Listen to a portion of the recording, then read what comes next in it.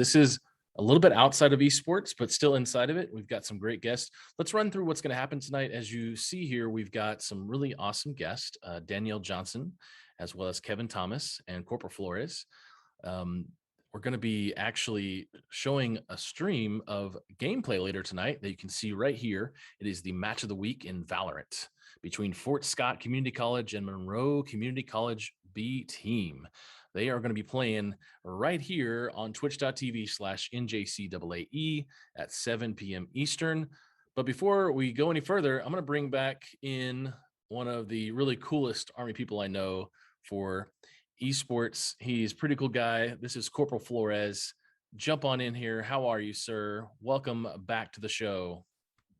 Hey there, Bubba. How's it going? Man, it's good. Where are you today? I am actually at home. I was going to do this from the booth at the office, but now I was already home. It's a little more comfy, and I've been working on some of my 2 PC setups for a little bit. So just polishing some things. That's cool. You seem to be in a different spot every time I see you. So yes, I'm glad you're home, and you're obviously. We'll have to talk later in the show about what you were involved in last night on Twitch, and so I definitely want to. We might need a shoutcast and play by play some of your actions there, so you can teach us how to put people on skates. Maybe. Some of those matches were rough. Others were a little bit better, but absolutely. Awesome. Well, let's jump into leadership skills. I'd love to jump in about your perspective when it comes to the Army National Guard and the skills developed in the Army National Guard and how those are transferred to everyday life. Absolutely.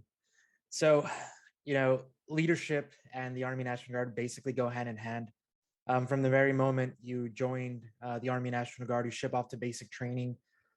You learn how to master yourself individually, and just about everything we do together as a team. So every objective or every training cycle, you're trying to hit different things, and you move as one unit, right? Now, to be an effective leader, right, you have to be a very effective follower, right, of knowing how to, you get a certain order of like, hey, the team needs to do this, and be able to be a team player to accomplish that goal.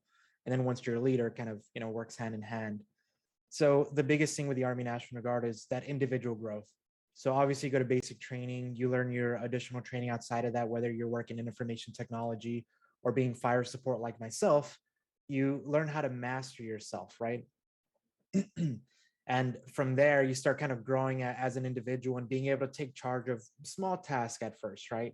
Then you're in charge of 2 people, then 5, then 10, and you kind of scale up. It's funny. It's almost like you're kind of gaining experience, right? Which is essentially what it is. Again, the team building is the biggest portion of that. Is you have to be a good team player to be an even better leader. Now, as far as things that carry over from the Army National Guard into everyday aspects of life, so I actually work for a large healthcare provider, and sometimes we get those moments where we get swamped. They're, couple $100,000 on the line when claims aren't processed carefully or properly. Then we have to reach out and do kind of a crisis prevention, essentially. And being able to jump into that leadership role when kind of you have a million things rolling at you at once, getting your people together and being able to, enact the change that needs to happen to meet the mission so it's successful is really awesome. And it carries over into everything. I'll be with my friends and it'll normally gravitate to where, hey, something needs to happen. It requires more coordination, getting people together. You kind of just end up getting pushed into that leadership role because everybody kind of looks at you like, so what do we do? What are we doing now? And that's something that just comes, with the training. Is it just becomes second nature, including for raids and stuff online, right? And another neat thing with leadership in the Army National Guard is you actually get trained for it. I actually, this whole month of September, I was for a whole month doing a leadership training course. So I was paid for an entire month to learn how to become a better leader. Not a lot of, jobs out there do that for you. And that's something else that goes attached on top of my resume, saying that, hey, I've been to this leadership training. I was taught this, and this, and that was my job for that time to become a better leader. It wasn't of like, oh, you pick it up along the way. So there's a lot of little ancillary benefits that come along with, service. And then referencing back, every time I see that video that we just saw right now, it just always pulls at my heartstrings. Being from Texas myself, shout out to Texas, right? is that, fortunately we get a lot of hurricanes over there, and seeing, when natural disasters and things like that happen, nothing is ever planned. You can make all these plans to, hey, we'll get food out here this way. We'll help out those most in need. How do you choose who needs the most help and whatnot? So there's all these different things that are happening at once with a natural, it's a disaster, right? So being able to jump in and use those skills on an individual level or your individual team to make the right decisions and help save people's lives is massive. And that's something that you carry with you for the rest of your life, whether you're, working at, even if you volunteer for your community college, your esports organization, they need someone to run streams. They need someone to produce stuff, to set up tournaments. Jump in there, get that experience. It's a constant practice is how you get better. Love it, Corporal Flores. Thank you so much for sharing about leadership and what it's like in the Army National Guard, how that translates. So I'm gonna bring you back in a little bit later, Sure. and we're gonna talk more. I want to learn more about your job and your jobs in the Army National Guard, your fire team, Absolutely. and that stuff. I want to understand more. So yeah, thank you so much, sir. Absolutely. Appreciate you. You got it. Okay, so we are gonna move right along. I'm gonna bring in an amazing lady who I met. I'm not sure when, maybe a year or two ago, but we've got Miss Danielle Johnson, the executive director of the Texas Scholastic Esports Federation. Go ahead and jump on in there. Hello, how are you? Hi, I'm good. I'm a little tired. The school year's been a little rough. You just got home, right? Yes. And what are you teaching? What grades? Along with being the executive director for the Texas Scholastic Esports Federation, I am also a middle school CTE teacher. So I teach technology to middle schoolers. I love it. And how long have you been doing that teaching? Oh, 15 years. Nice. Always in that same grade, or did you like start at lower grades or earlier higher grades? I started in high school, and then they're all taller than me. So it's just generally hard to see around the classroom. But I just really found my niche in sixth grade. I teach all sixth, seventh, and eighth, just wherever. But yeah, I teach mostly sixth graders. Nice. Okay. Awesome. Well, I want to get a quick bio here of TechSef as well before we jump into leadership questions and what you've seen and what you've seen successful. Just let's have a conversation, but really learning from you is really what I want to do, and I think the audience as well. But learning a little bit about the bio of TechSef and why, what happened to what was the catalyst to starting TechSef, and where are you guys now, and where do you guys want to be? So TechSef is a educator-run nonprofit esports league for Texas schools. And one of our goals is for esports to be an accessible, inclusive, and equitable path to college, career, and military readiness for all Texas students. And when I say it's teacher-run, it is teacher-run. Almost all of our board have been or are classroom teachers or public school employees. And we just saw a need that needed filling. I know Varsity Sports Foundation does something similar out of the same general need for more ways to connect students to school and to each other. And we sort of announced ourselves in February of 2020. And I think that's where you and I met, was at an education conference in February of 2020. And as we know, like March of 2020, like the world fell apart. And that actually advanced our goals much faster than we had anticipated. So we had planned to launch in August of 2020, with the school year and have a league, but we started running tournaments that spring, knowing that our kids were home, didn't know what to do. They were bored, and bored kids make bad decisions. So, anything to alleviate the boredom. And now we run our leagues. So we play on Tuesdays and Thursdays. We also do individual like weekend tournaments. We do college fairs, professional development, speak at conferences, a lot of stuff. So pretty much if it needs a teacher and esports in Texas, we are there. You guys are. You've got a great team. You've been leading a bunch of people who you have to, deal with. I know they're a lot of fun people, but you do it well. And gosh, Texas is definitely on the radar constantly, in my mind, for what's happening in esports and Scholastic. So thank you for all your efforts there, first of all. Now, you guys are running, what games are you guys running in your league? So this fall, we are doing Rocket League and Smite.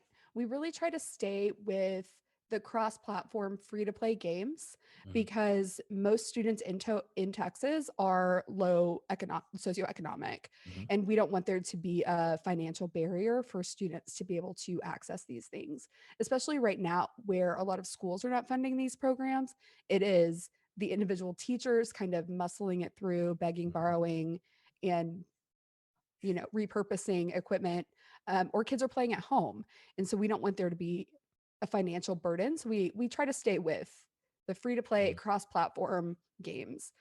We are doing a Fortnite tournament coming up pretty soon. We're running some Minecraft build challenges, but yeah, that's what we try to Awesome. do. So I think we're running Overwatch in the spring, but we get those licenses granted to us. Mhm. So Minecraft build challenges, so much fun. My kids love them. My kids love. I mean, they've done a couple of the challenges, and they just my 6-year-old. He's just like, I think I'm going to build an Among Us character floating in the sky, and he's never even played Among Us. I guess he's seen a picture.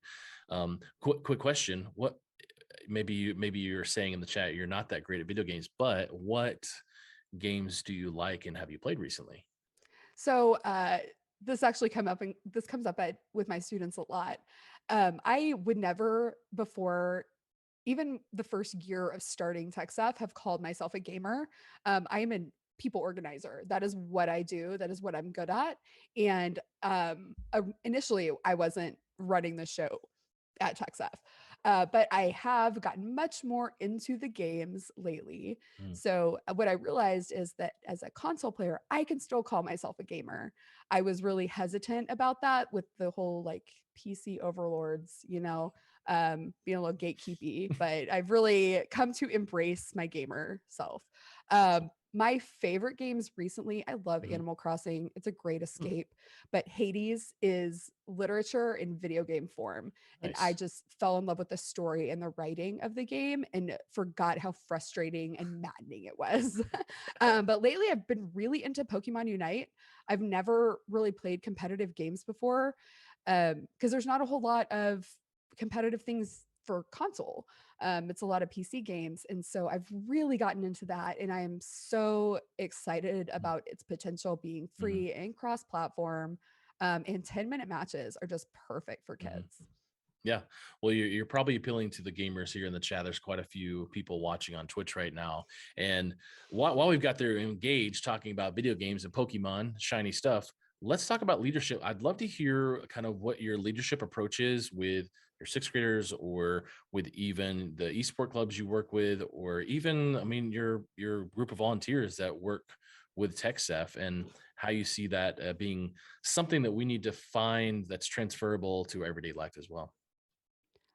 I fall into one fundamental principle, and that is fall in love with the problem, not the solution. And so getting down to the core of what is the need that is not being met and how can we meet it? And that is what we do. We fall in love with the problem of getting esports into every school in Texas. We fall in love with the problem of engaging teachers in this, even if they are not gamers, if it's a little bit nerve wracking, but their kids are asking for it. We've done way crazier things for our students than start video game clubs or esports teams. Um, and so falling in love with the challenge and really staying focused on the problem and who it affects, how it affects them, being user focused and prototype driven. So we do instead of wait and plan. The first time's always going to suck. So we get the sucky one over with really fast, learn from our mistakes, and then go out and make it better. So at TechSF, we are not afraid to screw it up and admit that we may not have everything together, but that we are going to do better every single time we do something. So it is falling in love with the problem. It is being user focused, prototype driven. And also, one of the things that I've really found out in leadership is that my number one goal is to get people excited about the problem. So when I talk to potential sponsors, when I am out there like selling esports in schools as a concept, I am trying to get people excited about our problem. Because once they're excited about your problem, they're invested in seeing you succeed. I love it. Perfectly said, obviously. What does little Danielle and big Danielle, like, what do you think when your younger self, sorry, I guess I said little because you Yeah. obviously get made fun Yeah. of your height. My Younger height. Danielle, Yeah. younger Yeah. Danielle, how do you think your leadership, what would you tell your younger self about leadership? Let's ask that question. Nobody's paying as much attention to you as you are. I used to be incredibly self-conscious about like everything pretty much. And then I finally realized that nobody is paying as much attention to me as I am. And that's fine. My number one goal when like I was always really anxious and nervous around people, some major social anxiety, but have just realized that everybody feels that way. And so I can just fake it and everybody's going to think I have it together. I'm really good at faking it, y'all. Really good. Um, but I never, even a few years ago, never would have seen myself in a video game space, an esports space. I was kind of heavy into like the ed tech scene at the time, which is how I came to be here. I actually was at an ed tech conference a few years ago and heard someone at an esports session say that we should start different leagues for girls and boys so girls don't get harassed. And I was like, that's not how that works. And was like, somebody really needs to do something about this. I mean, my son's a gamer. That's not a culture I would let him be a part of. And then I realized I was in a position to change it. So, I worked on defining the problem and what it really was at its core, and then finding other people to get excited with me. That's excellent story for leadership from you, to be honest. I mean, and what you experienced and what you went through in order to take that next step, because that's I know I remember the first time maybe you and I talked about you getting on, I don't know where it was, you were on an event like this, and just the stepping out, being bold. So I appreciate you for what you've Thank done you. and what you do. You were very well known in the space, so we are paying attention to you. even though Yay. even though you may have to tell your younger self that you know that leadership information that you just gave, At least thank y'all you. are, trying to get my Mhm. sixth graders to do that. Well, that might be a losing battle. I don't know with kids. I've got a sixth grader. I don't think he even knows I'm alive sometimes, or he just, I don't know. Anyways, well, Daniel, any last parting words about leadership? And I'll probably bring you back in if we have some time at the end of the show to kind of talk to everybody as well. But last parting words about tech staff or leadership or anything going on in Texas? People remember how you make them feel. And if you make them feel important and you make them feel heard and you get them excited with you, they're going to be invested in your success. And that's, as a leader, what you need. You need people to be invested in the success of the problem, the solution, the team. Um, and as a leader, anytime I'm interacting with teachers or other, adults or students that are part of TechSF, I want them to leave with that shot of dopamine, and feel good about themselves and get excited about their ideas with them. I love crazy ideas and big ideas. So I'm always like, bring it. Like, what do you got? What do you want to do? And making people understand that they can take initiative, that oh, you are in a position to change this. You can do this. You can do hard things. So making people feel good about themselves when they're with you and getting them excited about the problems. That's great. So I hear intentionality and effort and focus. So thank you. Thank you for shedding a little bit of light on leadership that we all need, especially from your perspective and where you've been and what you're going through. So Thank Danielle, you. hopefully we'll have some time at the end here. We'll chat some more, but I'm going to bring in Corporal Flores again. Thank you, Danielle. Everybody say bye in chat. Nope, I hear him. All right, Corporal Flores. Well, Yes. I heard some really good stuff about leadership skills today so far. I've heard Absolutely. how it can be transferred from Army National Guard. I've heard how the idea of being being relevant and being present is important. So give me some nice little nuggets of leadership. Just what can you you do this, you talk a lot about a lot of this stuff, so I know you can just give me some Yeah. nuggets of information. Absolutely. I mean, it can be in relation to anything being a good leader is obviously being a great and effective follower. You want to make sure that you're always a team player first. That way, whenever it's your turn to lead the team, they know that you're there to get your mission, your goal across, to win the trophy or just move forward. Essentially, being a leader is really being a good listener, being there for your people, for your community, your organization, and it goes a long way. So, like back to what Danielle was saying about feeling a little self-conscious about getting nervous in front of people or all these things, we all go through that. We all grow from it, and now that once you're on the other side, you're like, oh, it's not so bad. So I can get in front of talk to thousands of people, or even in person or online, and it's the same thing. As long as you know what you're doing and who you're doing it for, it goes a long way. Well, I think Danielle, she might need a quote here on some sort of meme. She put it in chat: "Fall in love with problems, not solutions, and Yes. not the solutions." So, I mean, what's your take on? I can like just internally think, man, I do that way too much. Of how can I fix this, and what Hmm. will look good if I do this? Is there any in the Army National Guard? Is there any kind of um, focus on something like that where you're working on the problem and the solution at the same time, or what's a when Yes. you're trying to get something done, what do you guys focus on?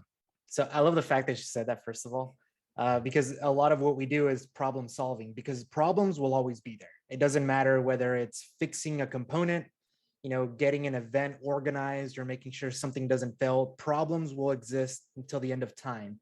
It's how you react and how you solve them. So the biggest thing is always analyze the problem, right? See what's going on. Okay, this is what needs to happen, and start moving forward.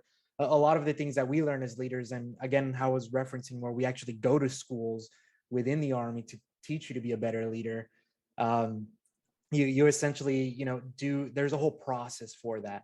So it's really neat, and it's you got to approach a problem like a puzzle, like, ooh, great, another puzzle for me to fix, and you get excited about it, instead of, oh no, a problem, my day is going to end, or how are we going to get past whatever. It's just, that's always going to happen. It's just how you react to it. And something that we get trained on is always identify the problem while working out multiple solutions, and even coming back and you're refining that process. So it's pretty neat. Oh, It's, wow, it's love it. exciting. Well, I want to bring you back in a little bit. I want to talk a little more about that, talk a little bit about your jobs, and also Mhm. maybe show a clip of you owning some folks. So we'll come back after we All right. talk with Kevin. All right, thank you, Got Corporal it. Flores, appreciate you, sir. All right, so next up we're going to be having Kevin Thomas, the Director of Diversity, Equity, and Inclusion at the NJCAA. How are you, sir? I'm doing well, Bubba. I'm doing great. Thank you for having me. Yeah, man, I'm so glad to chat with you again. I think we've talked a couple times, and I love what you're doing at the NJCAA, and I'd love to learn a little bit about what you've been doing in the space, whether it be community or grants or diversity, Mhm. equity, inclusion before the NJCAA, and then what you're doing now. What run me through, Kevin? What's been going on in your life with all these things? So I kind of started in the field of EDI. My background actually is in human services. I started out, as a counselor prior to doing EDI work, counseling families, youth, and substance abuse, working for the police department with gangs who were locked up, and moving into behavior counseling. But later in my career, I started working in training departments, training individuals on working with certain populations and how to be effective in working with African American youth or women, or how to engage man into human services programs. And that kind of led me into specifically working at EDI. And so the last 5 years, I was working specifically EDI, equity, diversity, and inclusion here in Charlotte, North Carolina. And then I was blessed to receive an offer to come work for the NJCAA. So I had this ability to do something that I was passionate about, obviously, with equity, diversity, and inclusion, but then doing that organization with sports, and bridging both of those, which is my passion, was a no-brainer for me to accept that position. And so I've been here since June. We have hit the ground rolling with EDI work that we have been doing at the national office here in Charlotte, North Carolina, and looking forward and excited to some of the things that we're getting ready to do moving forward. No, this is great, Kevin. So what do you see in equity, diversity, inclusion being some goals and what's your focus going on the next year or 5 years with NJCAA and sports Well, for that matter? from both sides of our sports divisions, from the traditional side as well as our esports side, is making sure that we are creating an environment where students feel accepted, regardless of their backgrounds, where they came from, what race, gender they represent. We want to make sure that what we are doing at the organization with all our colleges that we represent is providing students the opportunity to feel accepted. And they living and working and educating and playing in the inclusive environment. And so that's from the traditional sports side and from the esports side. And when I came on board here, looking at esports, I'm a big gamer. I like to play video games, but I didn't know how big esports was until I came on board here. To the extent that students have opportunities to get access to college and scholarships, right?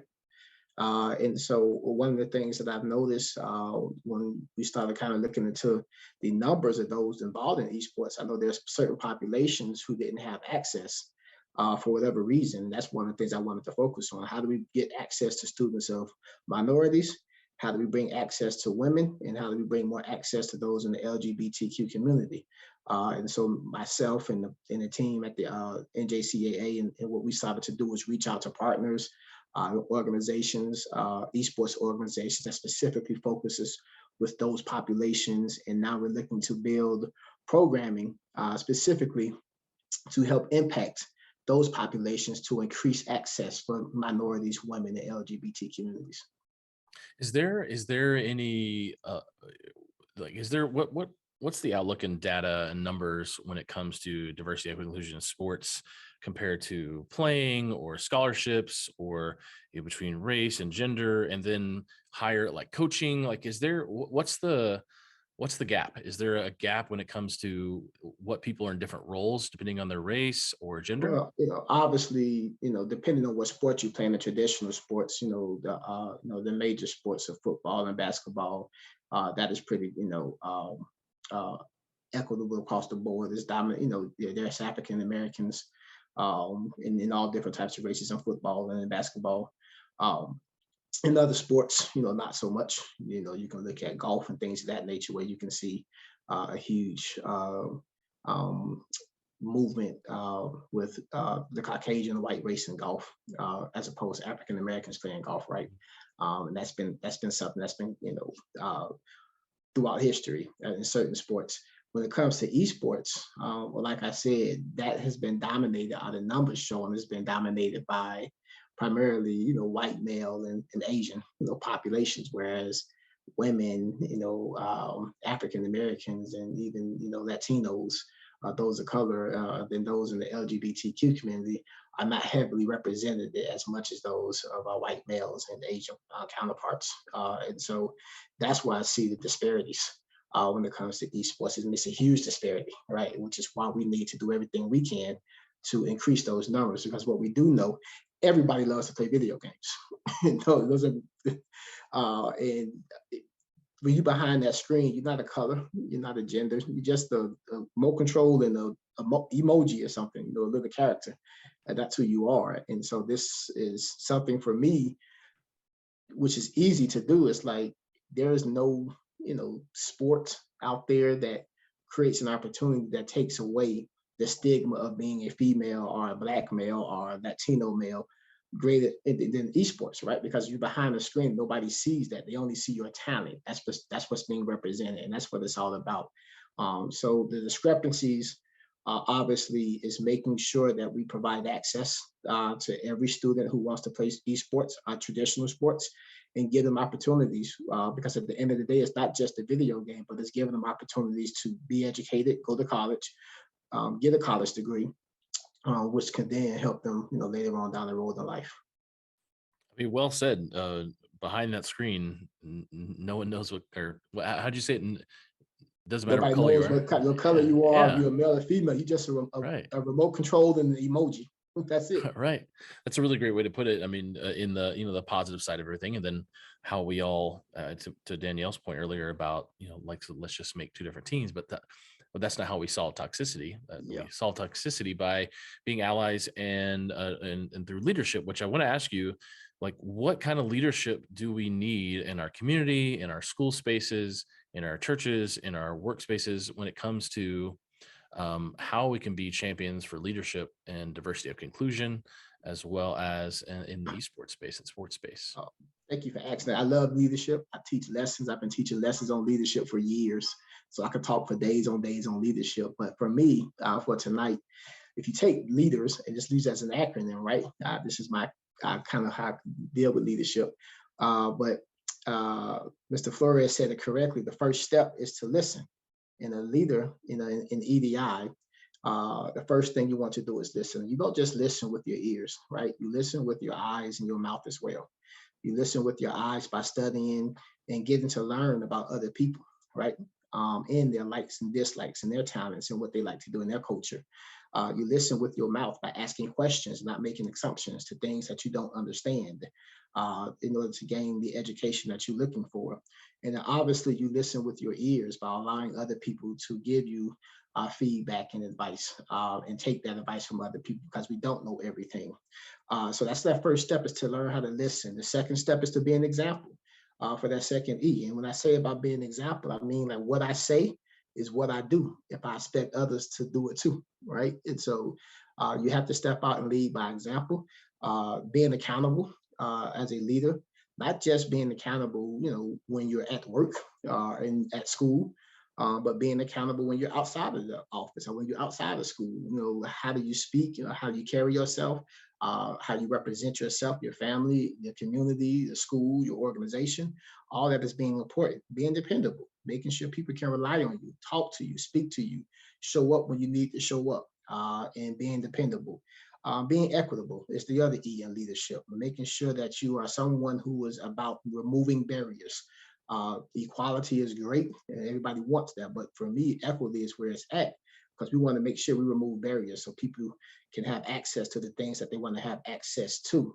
And then being respectful, right? Learning how to respect everybody around us, even those that disrespect us. When I say respecting somebody, that doesn't mean you got to go out and sing Kumbaya together, right? And buy each other Christmas cards and go out to lunch.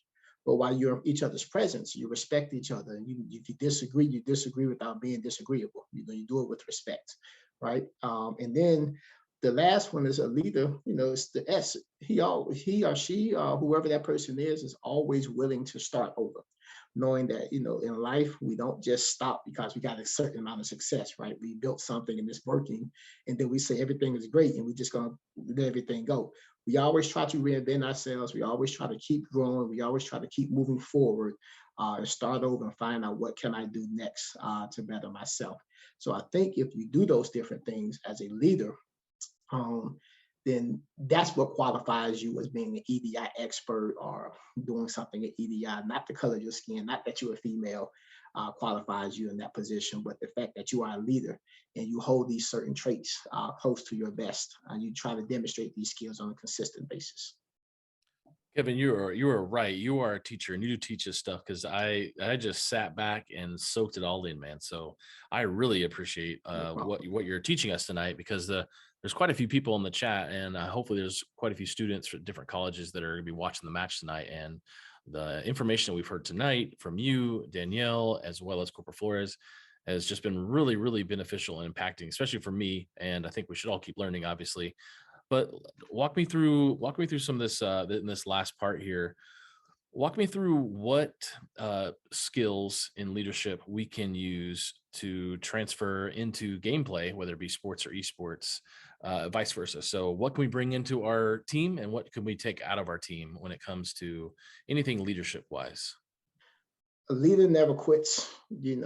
My grandfather always made this statement to me, what do you do when your back is against the wall? And he would tell me, you turn around and tear that wall down brick by brick by brick, right? That life moves on. Obstacles stand still.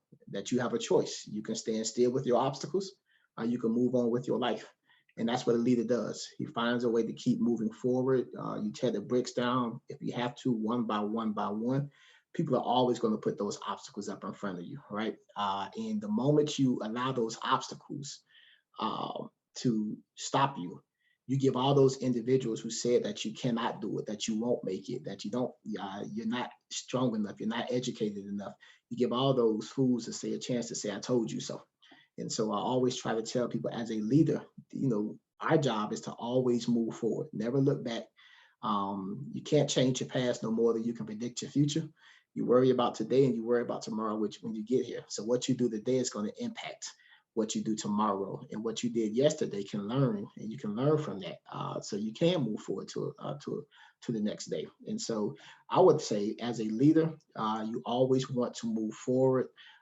You always try to find ways to remove those barriers that's in front of you. You don't give up. You don't quit. That's what I learned from my coaches playing sports. And I know that same kind of philosophy of never giving up, never quitting. I believe gamers are student athletes just as much as I was a student athlete playing football in college. I think gamers are also student athletes, and you take that same philosophy. If you want to be a gamer, nobody should stop you. Be the best gamer out there, move forward, and keep doing that every single day. Love it. Thank you, sir. I really appreciate your time. It's been fun getting to talk to you over the past few months and learn from Yes, you. sir. So I might bring you back here in a little bit, and we'll talk Yep. a little bit more in kind of a roundtable discussion. But I really appreciate your time. Thank you, Kevin, so much. No problem. All Thank right, you. we'll talk to you soon. Okay, guys, so just quick reminder here. What we are doing is we have this webinar going on right now. We just heard from Danielle Johnson and Kevin Thomas, as well as Corporal Flores.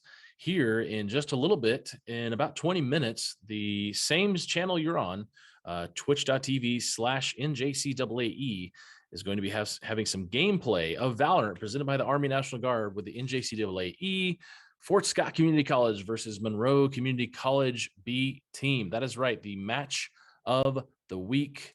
It is happening, and it's Valorant. And I've played a few times of Valorant, but I'm actually in a tournament in Valorant in about a month, and it's going to be terrible. But Corporal Flores, let's talk a little bit about video games, and I think I might want to pull up your stream here in a minute from last night and walk me through this Call of Duty madness that we had.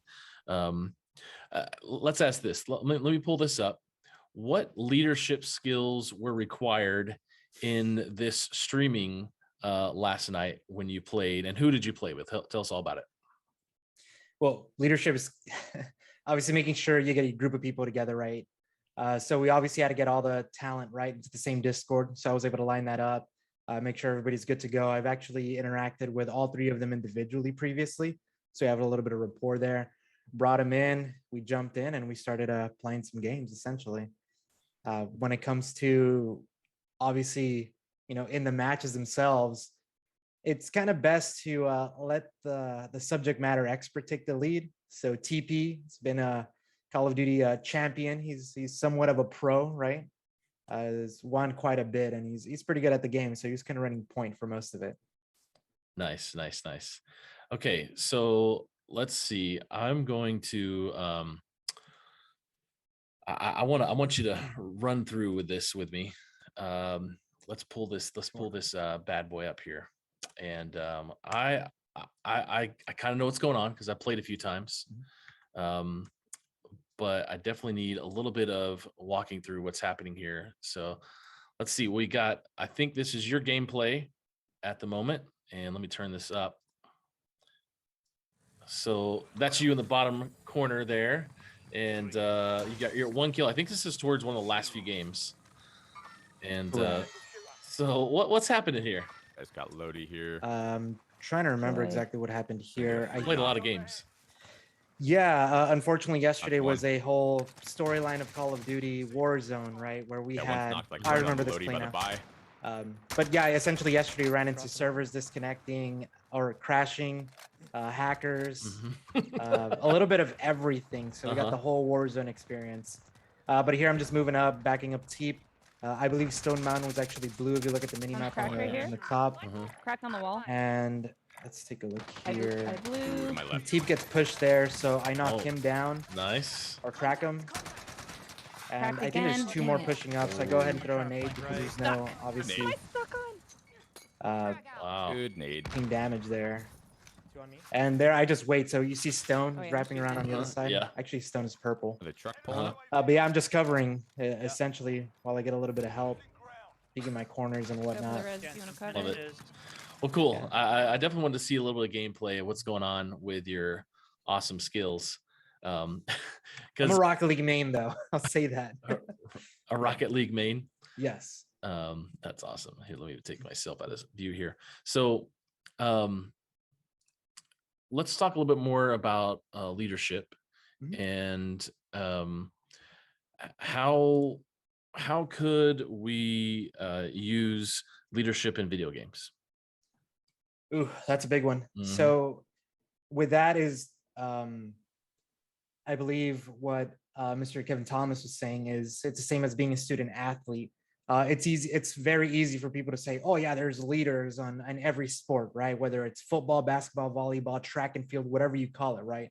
It's so easy to say, oh, there's leaders there. But whenever you look at esports, everybody looks at it all weird and it's just another sport, right? You have your in-game leads, who takes charge, who's making the calls, right? Who's saying, like, especially in Valorant, you have so many abilities going on. You need your shot caller saying, hey, they're going to plant at Alpha or Bravo or A or B or whatever the case is. So we need to adjust here, or they're not going there. You need that leader, that shot caller, the IGL, right? And it translates over to esports. So people just need to kind of get rid of that barrier in the center where they think that traditional sports and esports are different. I played tennis, cross country, football, all that stuff. So went pretty far in a lot of those too. And in that, every team had their own leader for different things. Awesome. Well, let's bring in Danielle and Kevin again. Let's go ahead and see if we can really hash out some more conversation about everything. And hey, Kevin, Danielle, we had a lot of really good nuggets tonight. We had a lot of good nuggets. The chat's been pretty active, so thank you for that. And Twitch, Danielle, coming back to you, throw me out some golden nuggets of leadership advice that we really need in this world, especially from you. Give us something amazing. So back to what Kevin said of being inclusive. Never trust a group that doesn't include Black women. Love it. Because when Black women are fighting for something, they are fighting for everybody. And they are trying to include everybody. So if you are seeing a leadership group that does not include Black women, that is a group that you don't want to be a part of. Perfect. The Women in Games International, they also have a I can't remember the terminology it's called, but no woman, no panel, I think is what the term may be. Mm-hmm. So I totally agree. Thoughts on that, Kevin? I like those. Get wiki for Women in Games International. But she is completely correct. I think whenever I'm doing, particular topics around minorities and women in general, I talk about how, African American women from, you can go all the way back from slavery on up to today, how much they had to endure and what they had to go through. And so you see, if you learn that history, you see why they are the way they are today. That didn't happen overnight, right? And for me, being that leader as a person, for me, it's all about being an example. I will always use this with my students. I would say, Mr. Kevin don't drink and I don't smoke. So I don't tell my students to go out there and drink and smoke. And they'll say, well, Mr. Kevin, you don't tell us to stop cussing. I said, well, Mr. Kevin cuss. So therefore, I can give you an example. I teach you where not to cuss at. Don't cuss in front of grown-ups. Don't cuss in front of, you see somebody, you're in the locker room with your friends and you saying a cuss word, then, you have your fun. But so I'm always talking about examples and being an example as an individual and making sure that the people that's coming behind us, that's important. As an African-American male, I was always taught that from my grandparents, that blood in my body is not mine. That's been passed down for me from generation to generation. And I look at where I come from my parents who only had a high school GED. My grandfather only had a third grade education. My great grandmother who never learned how to read and write. and I have a college education. My next step is my daughter. So I have to be a leader for her. So that part of the stuff about being an example is not just for my students or the people I work with in the community. It's also making sure I'm being an example because I have somebody that's coming behind me trying to climb up this hill we call life. Always have these different challenges, and I have to be able to create an environment to make sure that her life is a little bit easier than her daddy's was growing up. The same way my parents did for me, my grandparents did for them, and great grandparents. And so as leaders, we have to make sure we pave the road for those individuals trying to come behind us. And that's what being an example is all about. Take on this, Corporal Flores. Absolutely. So I've been very fortunate to have many strong female leaders that were, in charge of me. And even to this day, even my neighbor, she's she's a sergeant major. And my current sergeant major, she's actually African-American and female. And so throughout every mission that I've been on, whether it's, doing natural disaster, different crisis, prevention, or even just being in my regular unit, from the Army National Guard side, it's a little bit weird because for us, whenever we go to basic training or we put on our uniform, we're the same. It's a great equalizer. So whether you're, it doesn't matter what color you are, whether how long or how short your name is, ultimately it's the rank that you wear because of the work you've put in, and that warrants a certain level of respect. So it doesn't matter if you're, whatever color. For us, I've always appreciated that about, being the Army National Guard is you got that flag on your shoulder, and then you also have obviously your unit, and that's your family.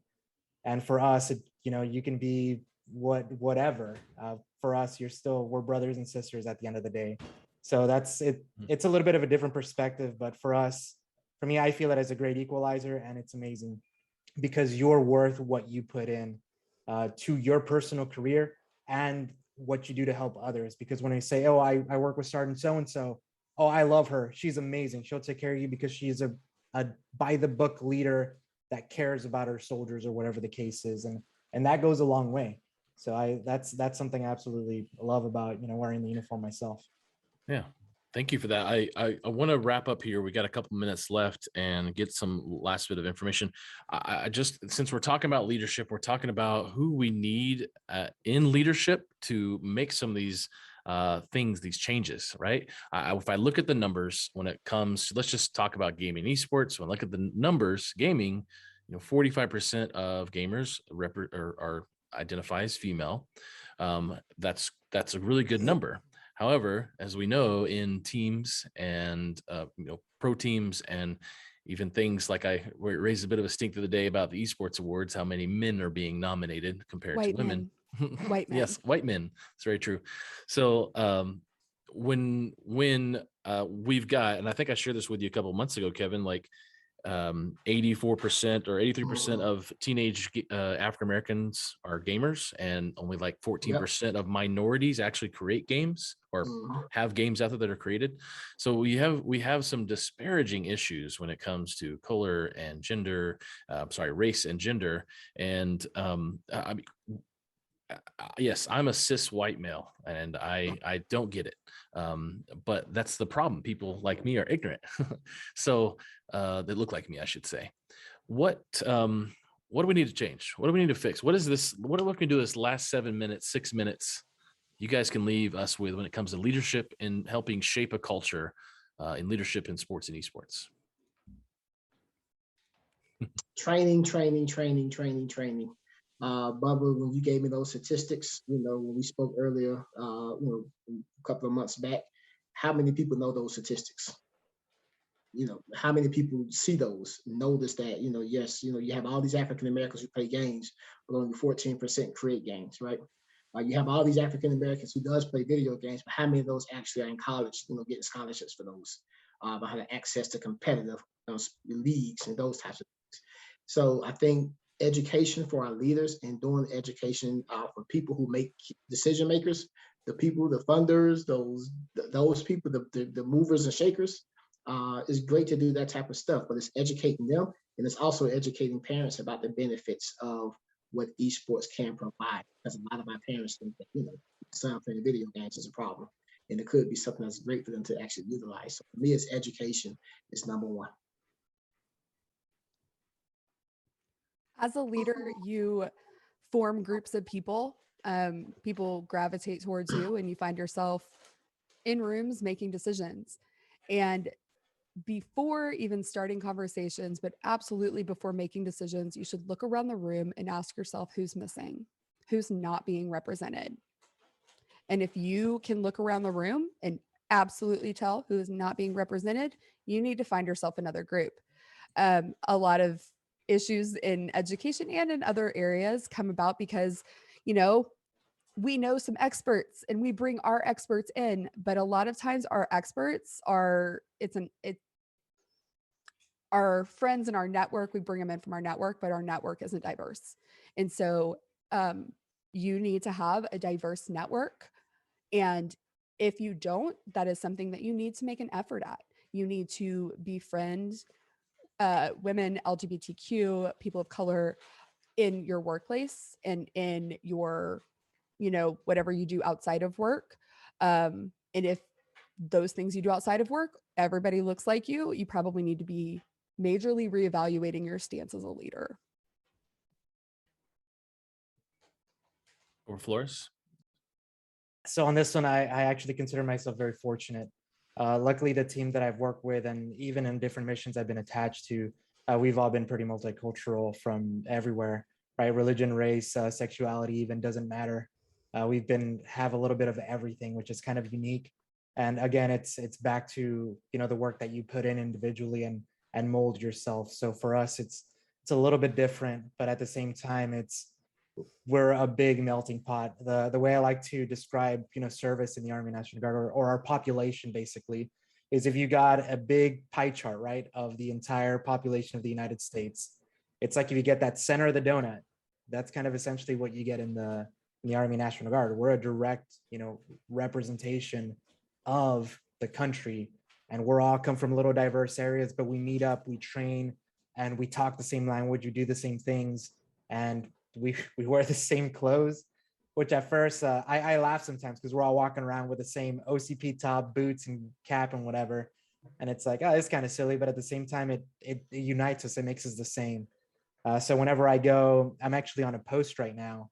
I go to the commissary to go shopping for food. People are in uniform. You see every culture, race, the whole nine. So everything when you fill out a form, you see, you know, Pacific Islander, Hispanic, white, whatever race, right? African American, we're all there, and it's actually beautiful. I really enjoy it. So I consider myself fortunate in that response. Sure. But it's something that I do try to emulate everywhere I go. Absolutely. Love it. Well, I'm going to wrap us up here. Little quick story. Yes, leadership.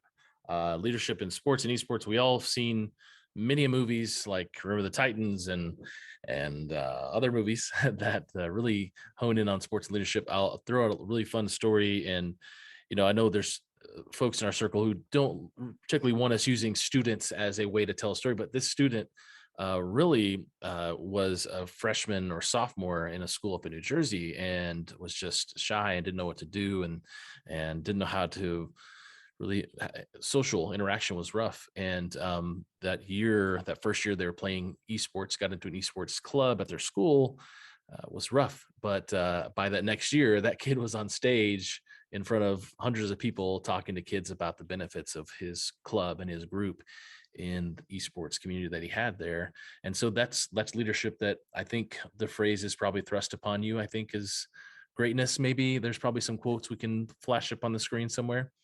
But I do believe it's definitely a topic we need to spend more time on. And all the stuff we've been talking about with equity, diversity, inclusion, I know a couple of us get on different panels and talk about stuff, and we just need to keep talking about it for sure. Last thing. Anything you guys want to plug? We got a minute left. Leaders are not born. Leaders are not chosen. Leaders are developed. That's what I always say. Develop through who you are. You're in a position to change the problems that you see in the world. And if you think there's an issue, find some other people to get excited about it with you. Go change it. My biggest thing would be if you see a problem, and if you're that kind of person, you see them everywhere. Start fixing one.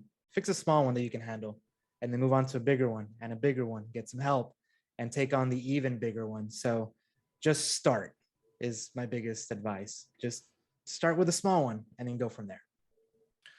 Excellent, guys. Thank you so much for tonight's webinar. It was great. I wish we had another 3 hours to talk about stuff, but I really appreciate you all. Thank you so much.